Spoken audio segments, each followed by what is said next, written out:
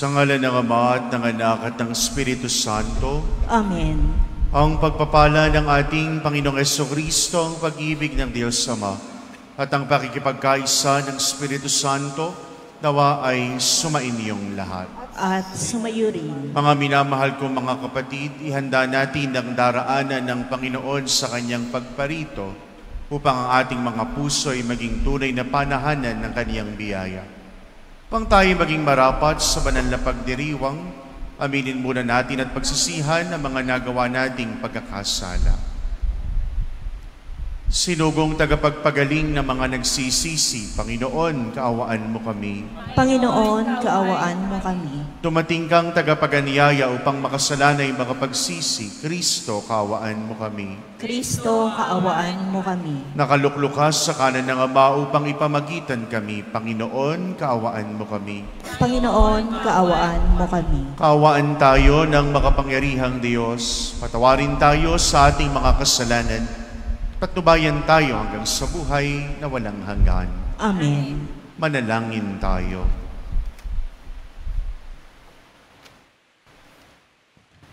Ama naming makapangyarihan at maawain, sa aming pagsalubong sa iyong anak, huwag mong ipahintulot na maging hadlang ang aming mga pinagkakaabalahanan. Turuan mo kami ng kanyang karunungan upang kami kanyang makapiling kasama mo at ng Espiritu Santo magpa sa walang hanggan. Amen. Magsiupo po ang lahat. Sa unang pagbasa, ipinahahayag ni Propeta Baruch ang mabuting balita para sa kanyang bayan. Sa kanilang nalalapit na paglaya, iaayos ang mga daan at maglalakbay silang puspos ng kaluwalhatian ng Diyos.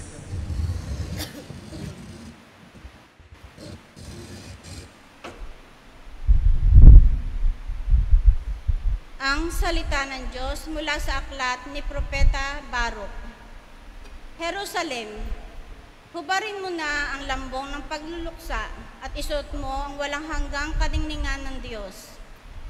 Ibalabal mo ang kanyang katwiran at iputong mo sa iyong ulo ang korona ng kadakilaan ng Diyos na walang hanggan. Itatanyag kanya sa lahat ng dako. Tatawagin kang kapayapaang bunga ng katwiran at karangalan ng pagiging makadiyos. Jerusalem, tumindig ka at umakyat sa mataas na burol. Tingnan mo ang iyong mga anak na sa isang tawag lamang ng Diyos na banal ay natitipon mula sa silangan hanggang sa kanluran. Nagagalak sila pagkat hindi sila kinalilimutan ng Diyos.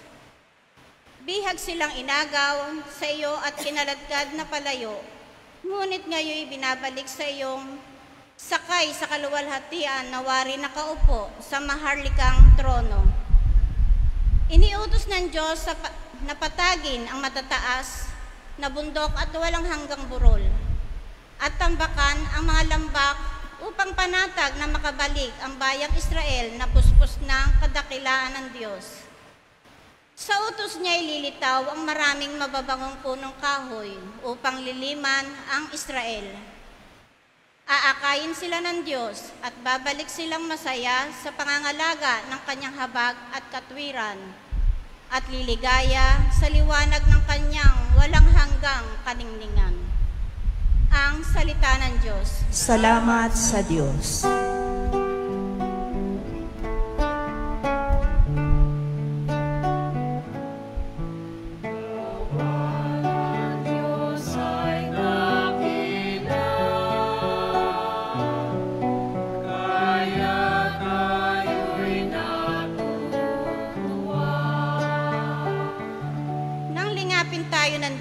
At sa Sion ay ibalik.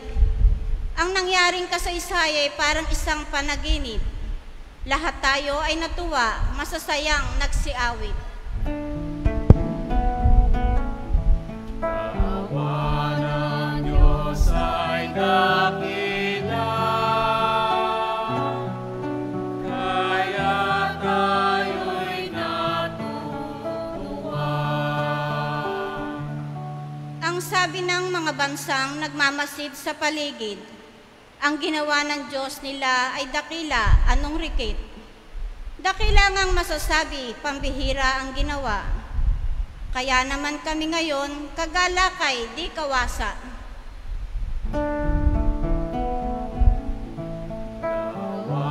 Ang Diyos ay dakila, kaya tayo'y natutuwa. Kung paanong inuulan niya ang mga tuyong batis, sa sariling bayan namin, kami poon ay ibalik. Silang mga nagbubukid na nagtanim na may luha, bayaan mo na mag-aning, masasaya't natutuwa. Ang Diyos ay dakila, kaya tayo'y natutuwa. Yaong mga nagsihayong dalay binhit na nanangis, ay aawit na may galak, dalay ani pagbalik. Ang Diyos ay dakila, kaya tayo'y natutuwa. Sa ikalawang pagbasa, itinuturo ni San Pablo na dapat ihanda ang sarili sa pagdating ng Panginoon sa pamamagitan ng malinaw na pagkilala at malawak na pagkaunawa sa Diyos.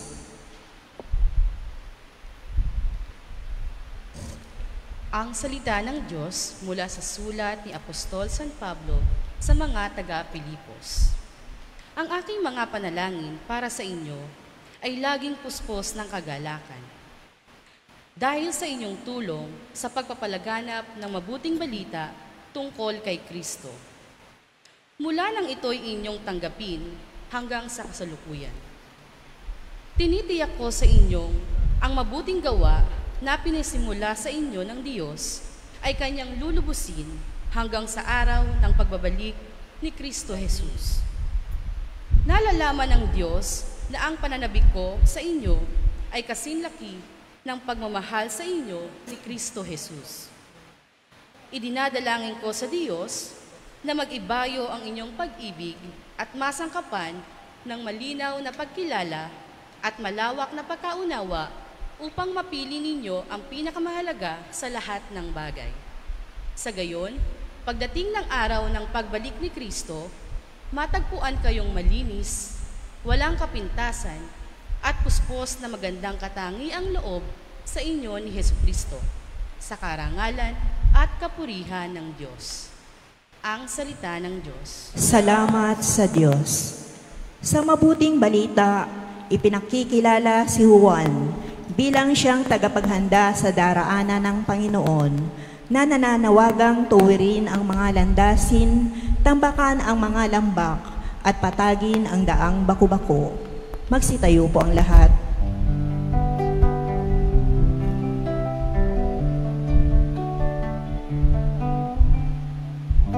Alleluia, alleluia, alleluia. Alleluia, alleluia, alleluia, alleluia. Daan ng poong nariyan na, tuwirit ihanda sa Kanya, pagtubos niya'y makikita.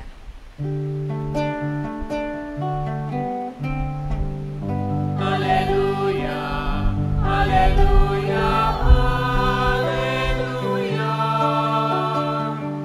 Alleluia, alleluia, alleluia, alleluia. Alleluia, alleluia, alleluia. Alleluia, alleluia, alleluia, alleluia. Sumainyo ang Panginoon. At sumayo rin. Ang mabuting balita ng Panginoon ayon kay San Lucas. Papuri sa iyo, Panginoon. Ika-15 taon noon ng paghahari ni Emperador Tiberio. Si Poncio Pilato ang gobernador sa Judea, si Herodes ang tetrarka sa Galilea, at ang kapatid niyang si Felipe naman sa lupain ng Iturea at Traconite.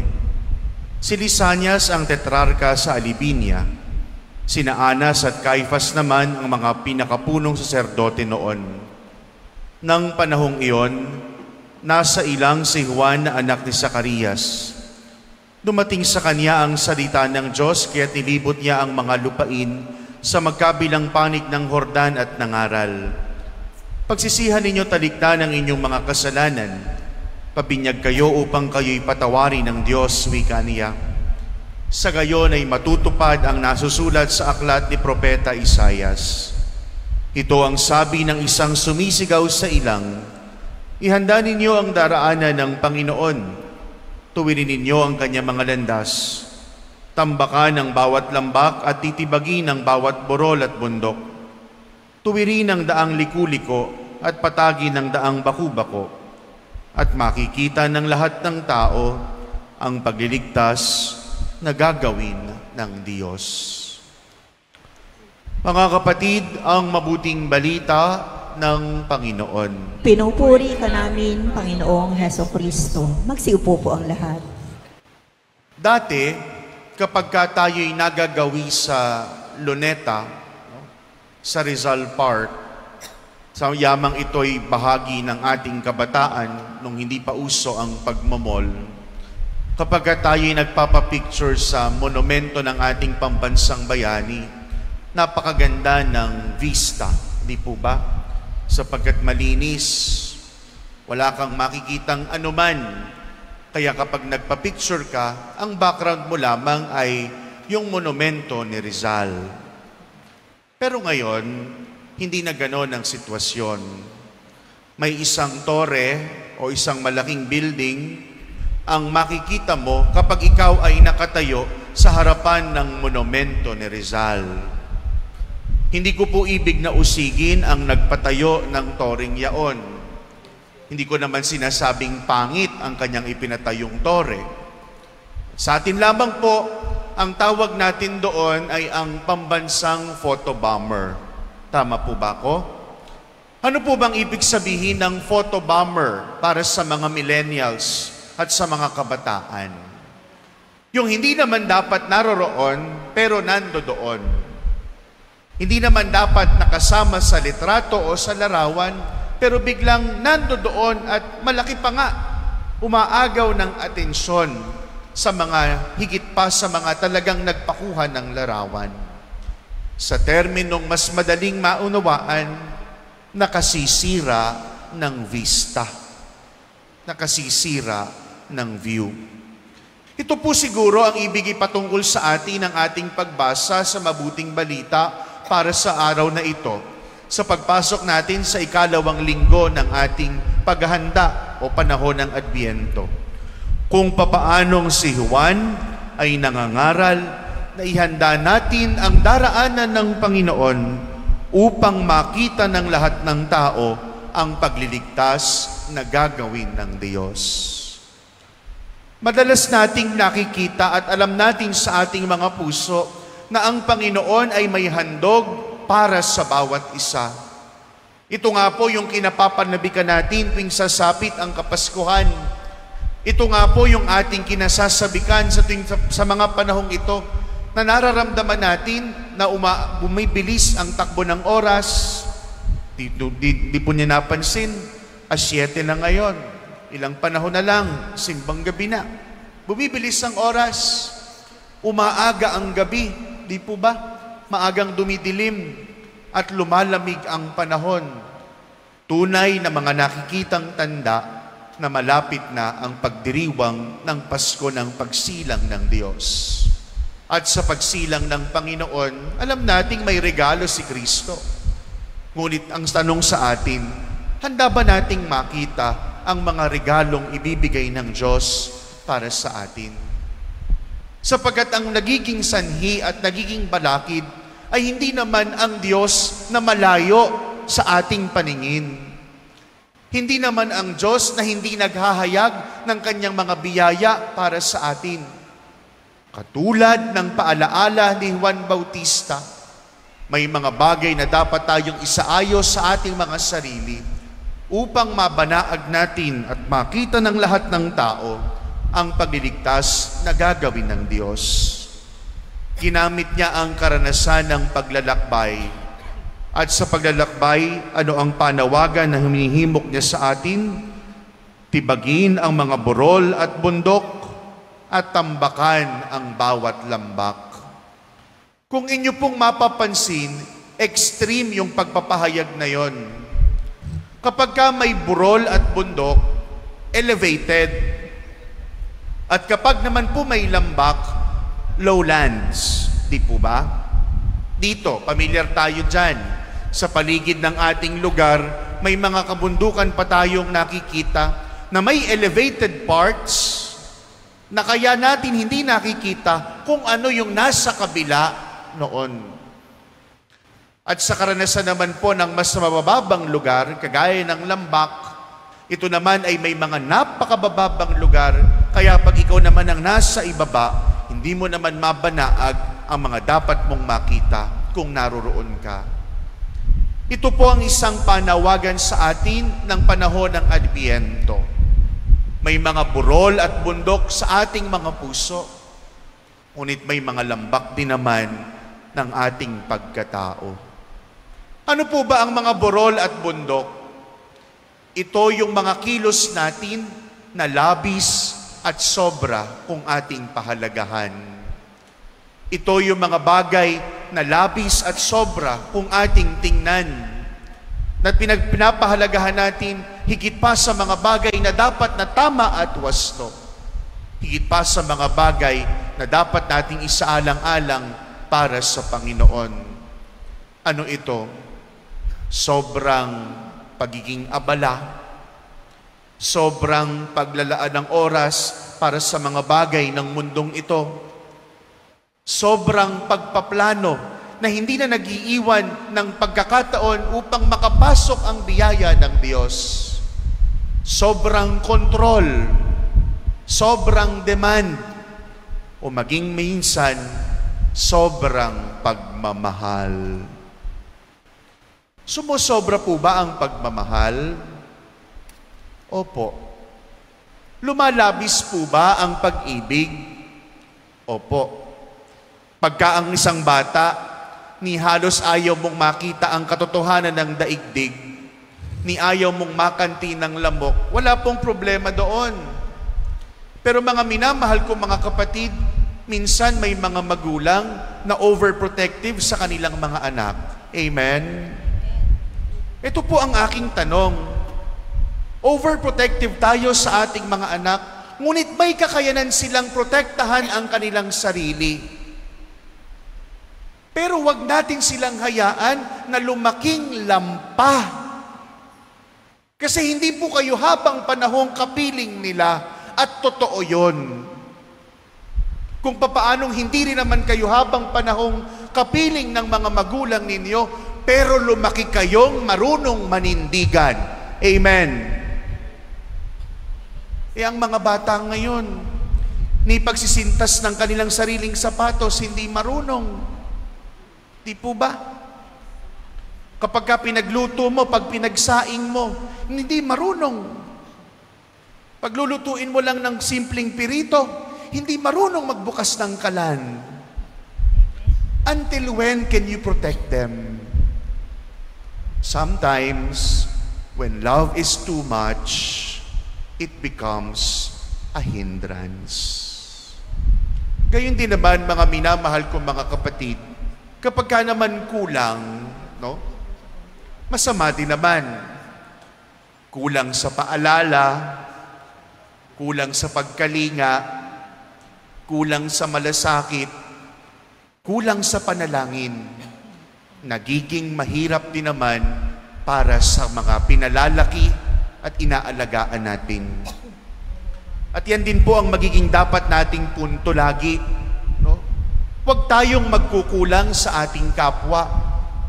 Huwag tayong magkukulang sa mga taong nakapaligid sa atin. Ako po'y nagbigay ng recollection kahapon at anong sabi ko, minsan, may mga tao na nangungutang sa inyo.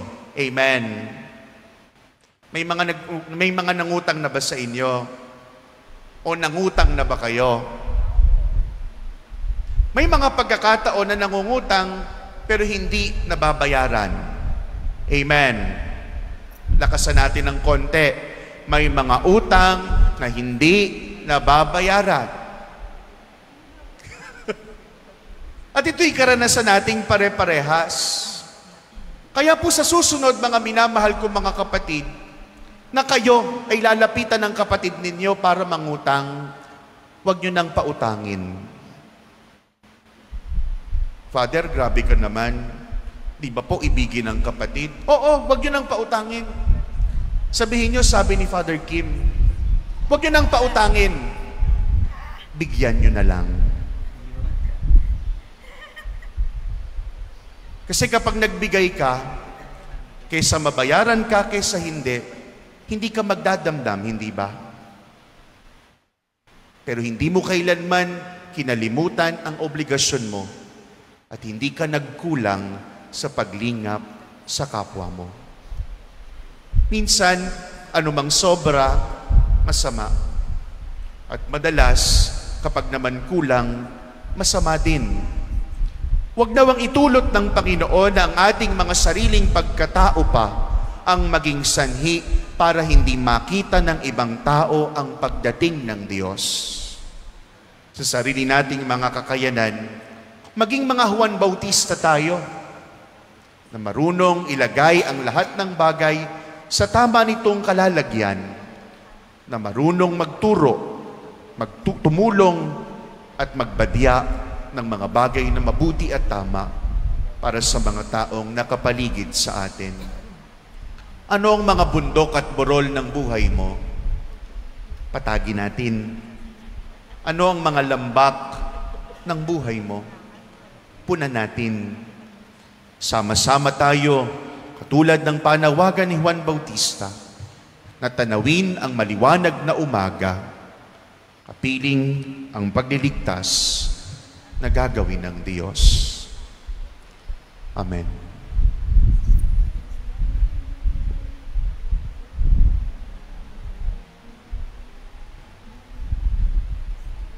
Magsitayo po ang lahat. Ipahayag natin ang ating pananampalataya. Sumasampalataya ako sa Diyos sa makapangyarihan sa lahat, ng may gawa ng langit at lupa. Sumasampalataya ako kay Jesucristo, iisang anak ng Diyos, Panginoon nating lahat. Nagkatawang tao siya, lalang ng Espiritu Santo, ipinanganak ni Santa Maria ang Birhen, pinagpakasakit ni Poncio Pilato, ipinako sa krus, namatay, inilibing, nanaog sa kanaroroonan ng mga yumao, nang may 3 araw na buhay na maguli, umakyat sa langit, naluklok sa kanan ng Diyos amang makapangyarihan sa lahat. Doon nagmumulang paririto at huhukom sa nangabubuhay at nangamatay na tao.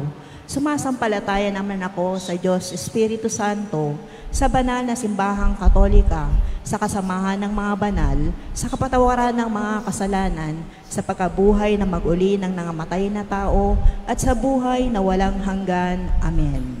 Mga kapatid, umaalingaw-ngaw pa rin ang tinig ni Juan na tayo'y magsisi at tumalikod sa kasalanan. May katiyakan nating hilingin, Panginoon, patibayin ang aming pag-asa. Panginoon, patibayin ang aming pag-asa. Upang may pag-asang akuin ng simbahan, ang panawagan sa pagsisisi at pagbabalik loob, manalangin tayo sa Panginoon. Panginoon, patibayin ang aming pag-asa. Upang ipakita ng mga bansa ang pag-asa sa paghahari ng pag-uunawaan, katarungan at kapayapaan, manalangin tayo sa Panginoon. Panginoon, patibayin ang aming pag-asa.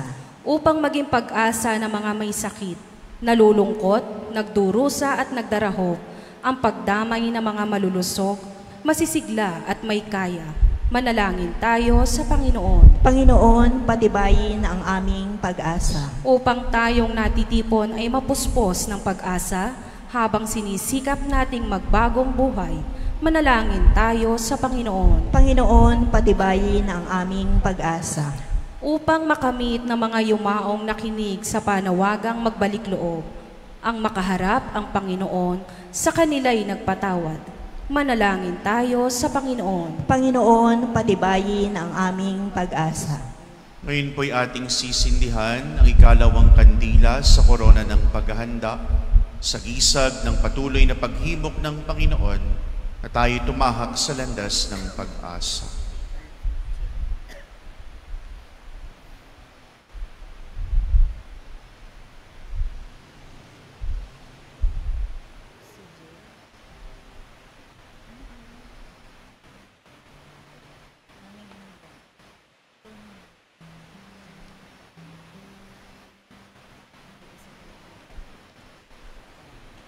Sa katahimikan ng ating mga puso, ipagkatiwala natin sa Diyos ang ating mga kahilingan.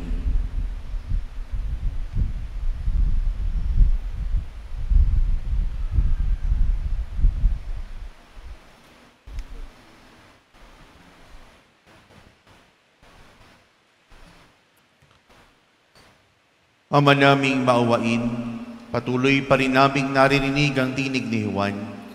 Pagbigyan mo kami sa aming kahilingan upang makasalubong kaming puno ng pag-asa kay Jesucristo na siyang aming Panginoon magpa sa walang hanggan. Amen. Magsiupo po ang lahat, pag-aalay.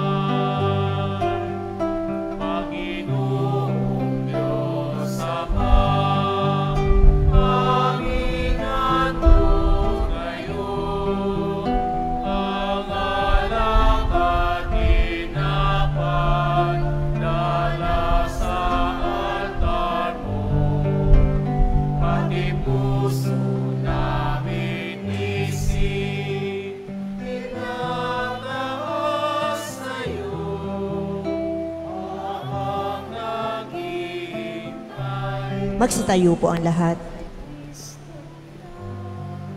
Manalangin kayo mga kapatid upang itong ating paghahain, kalaki pang ating mga sarili, kalugdan ng Diyos, amang makapangyarihan. Tanggapin nawa ng Panginoon itong paghahain sa iyong mga kamay, sa kapurihan niya at karangalan, sa ating kapakinabangan at sa buong sambayanan niyang banal. Ama naming lumikha, kalugdan mo ang aming mga panalangin at alay, at sa anumang kakulangan ng aming abang nakayanan, naway ang pag-ibig mo na ang magbigay kapupunan sa pamamagitan ni Jesucristong kasama ng Espiritu Santo, magpa sa walang hanggan. Amen. Sumainyo ang Panginoon. At sumayo rin. Taas sa Diyos ang inyong puso at diwa. Itinaas na namin sa Panginoon. Pasalamatan natin ang Panginoong ating Diyos. Marapat na siya'y pasalamatan. Ama naming makapangyarihan, tunay ngang marapat, ikaw ay aming pasalamatan sa pamamagitan ni Jesucristong aming Panginoon. Siya'y sinugo mo upang matupad ang iyong magandang balak para sa lahat. Hindi niya ikinahiyang mabuhay ng mahirap upang mapakisamahan kaming tapat. Siya'y naging hindi iba sa amin upang maitampok niya kami sa iyong piling.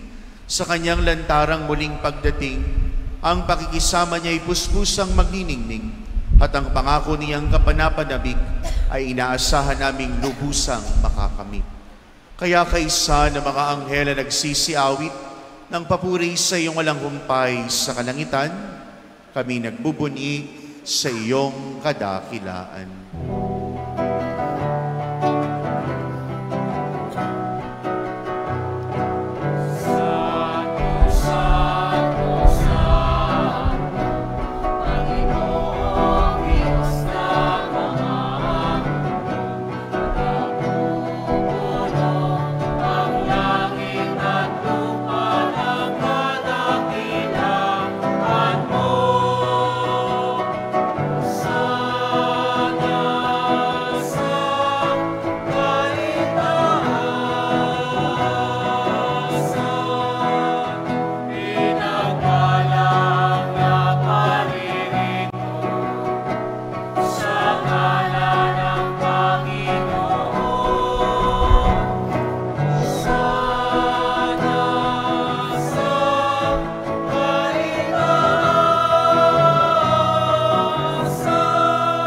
Magsiluhod po ang lahat.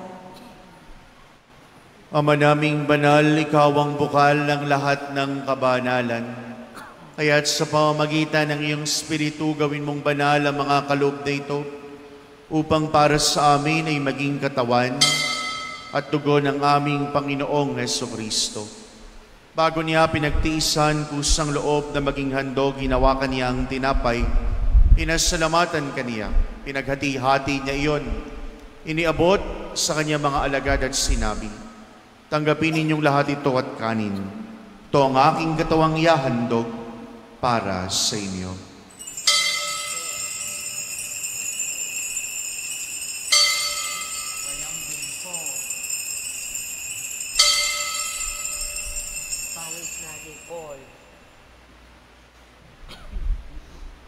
Gayun din naman nung matapos ang hapunan, hinawakan niya ang kalis, muli kanyang pinasalamatan.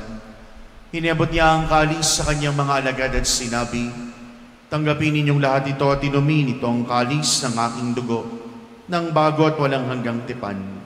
Ang aking dugong ibubuhos para sa inyo at para sa lahat sa ikapagpapatawad ng mga kasalanan.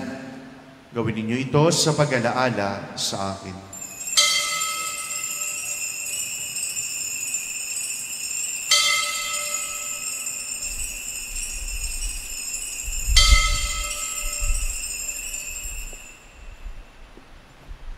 Magsitayo po ang lahat. Ang misteryo ng pananampalataya. Aking ipinahayag, pinamatay ang iyong anak. Nabubuhay bilang Mesiyas at magbabalik sa wakas para mahayag sa lahat. Ang mga ginagawa namin ngayon ang pag-alaala sa pagkamatay at muling pagkabuhay ng iyong anak. Kaya tinialay namin sa iyo ang tinapay na nagbibigay buhay at ang kalis na nagkakaloob ng kaligtasan. Kami nagpapasalamat dahil kami yung minarapat tumayo sa harap mo para maglingkod sa iyo. Sinasamo namin kami magsasalo-salo. Sa katawan at dugo ni Kristo ay mabuklod sa pagkakaisa sa pamamagitan ng Espiritu Santo. Amalingapin mo ang iyong simbahang laganap sa buong daigdig. Puspusin mo kami sa pag-ibig. Kaysa ni Francisco, ang aming Santo Papa, si Dennis, ang aming obispo at ang lahat ng inordenahan. Alalahanin mo rin mga kapatid naming nahimlay, taglayang pag-asang sila'y muling mabubuhay, gayon din ang lahat ng pumanaw. Kawaan mo sila at patuloyin sa iyong kaliwanagan. Kawaan mo at pagindapatin kaming lahat ay makasalo sa iyong buhay na walang wakas. Kaysa ng mahal na Birheng Maria, ang ina ng Diyos, ng kanyang kabiyak ng puso, si San Jose, kaysa ng mga apostol, si San Andres at ang lahat ng mga banal na nabuhay sa daigdig ng kalugod-lugod sa iyo, maipagdiwang nawa namin ang pagpupuri sa ikararangal mo sa pamamagitan ng iyong anak, ang aming Panginoong Hesukristo. Sa pamamagitan ni Kristo kasama niya at sa Kanya, ang lahat ng parangal at papuri ay sa iyo, Diyos amang makapangyarihan, kasama ng Espiritu Santo, magpasawalang hanggan.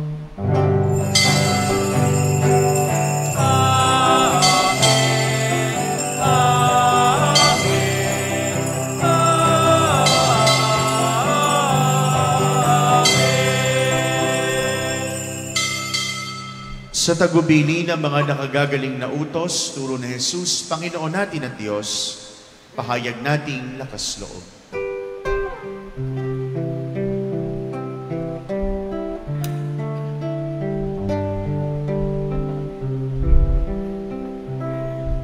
Ama namin, sumasalangit ka, sambahin ang ngalan mo, mapasamin ang kaharian mo, sundin ang loob mo, ito sa lupa para ng sa langit.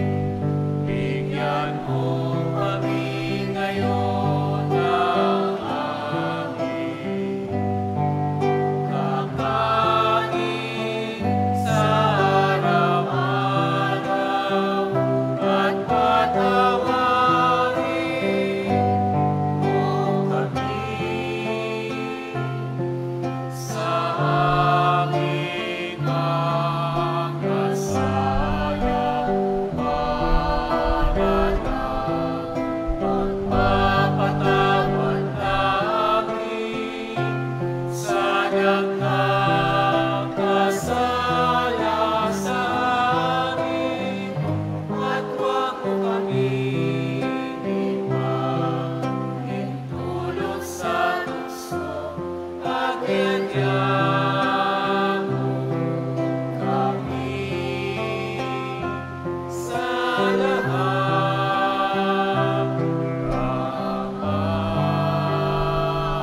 ng masama. Hiling namin kami Diyos sa lahat ng masama, pagkalooban ng kapayapaan araw-araw, iligtas sa kasalanan, layo sa lahat ng kapahamakan, samantalang aming pinananabikan ang dakilang araw ng pagpapahayag ng tagapagligtas naming si Jesucristo. Sapagkat iyo ang kaharian at ang kapangyarihan at ang kapulihan, magpakailanman. Amen. Panginoong Jesucristo, sinabi mo sa iyong mga apostol, payapaan ang iniiwan ko sa inyo, ang aking kapayapaan ang binibigay sa inyo. Tunghayin mo ang aming abang pananampalataya. Huwag ang aming marami at paulit-ulit na pagkakasala. Pagkalooban mo kami ng kapayapaan at pagkakaisa ayon sa iyong kalooban, kasama ng Espiritu Santo, magpa sa walang hanggan. Amen. Kapayapaan ng Panginoon, nawa ay sumainyong lahat. At sumayuri. Bahagi po natin sa bawat isang kapayapaan mula kay Kristo. Peace be with you.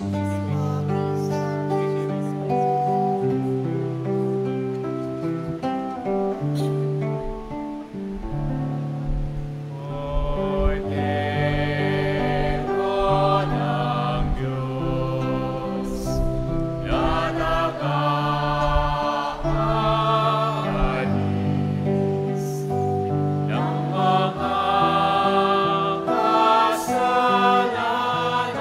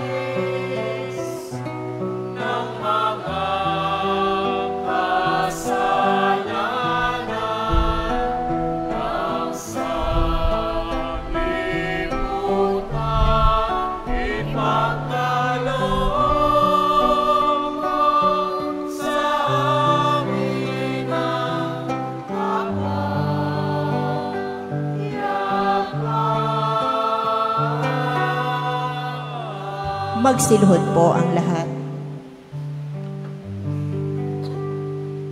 Mga kapatid, masan ninyo si Kristo, ang kordero ng Diyos. Masan niyo siya na nag-aalis sa mga kasalanan ng sanlibutan. Mapalad tayong tumanggap ng paanyaya sa piging ng kanyang pagmamahal. Panginoon, hindi ako karapat-dapat na magpatuloy sa iyo. Ngunit sa isang salita mo lamang ay gagaling na ako. Corpus et sanguis Christi, custodi et me vitam aeternam. Amen.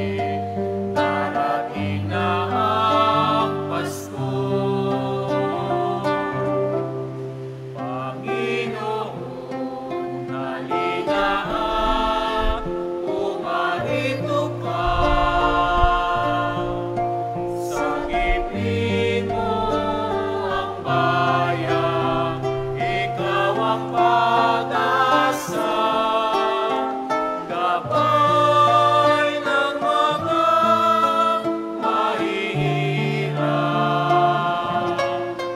Panginoon, iligtas mo ang iyong bayan. Magsitayo po ang lahat.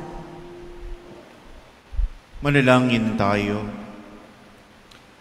Ama naming mapagmahal, kaming pinapakinabang mo sa iyong banal na salo-salo, ay turuan mong kumilala sa layunin ng iyong mga nilikhang bagay na dapat naming gamitin upang kami ay sumapit sa iyong piling.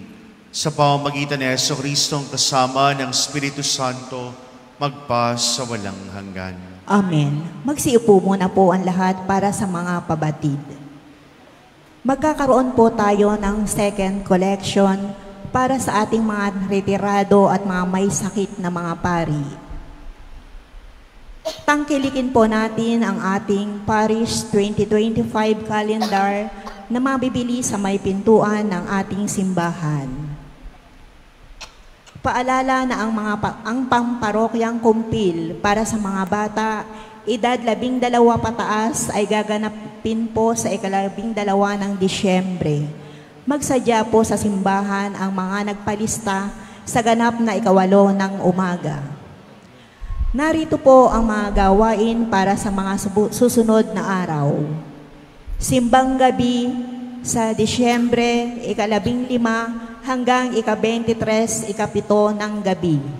Misa de Gallo, Disyembre at 16 hanggang 24, ika-4:30 ng umaga. Kansilado po ang mga nakagawiang oras at araw ng misa sa mga baryo at iba pang kapilya simula sa susunod na Sabado. Gayon din po, wala na po tayong misa sa ika-5 at ika-6:30 ng gabi sa susunod na linggo dito sa parokya upang bigyan daan ang mga simbang gabi. Tayo nawa ay maging tagapagdulot ng ligaya ng Pasko para sa ating kapwa sa pakikiisa sa mga sumusunod. Liwanag ng Pasko, ang mumunting parol ay iaalay sa yugto ng misa at ating igagayak sa ating puno ng pag-asa. Mangyari pong makipag-ugnayan sa mga kasapi ng kapatiran ni San Andres para dito. Pamaskong handog po, makibahagi po sa paghahandog ng pagsasaluhan para sa ating mga kapatid na higit na nangangailangan na ating ihahandog sa mga simbang gabi at misa de Gallo.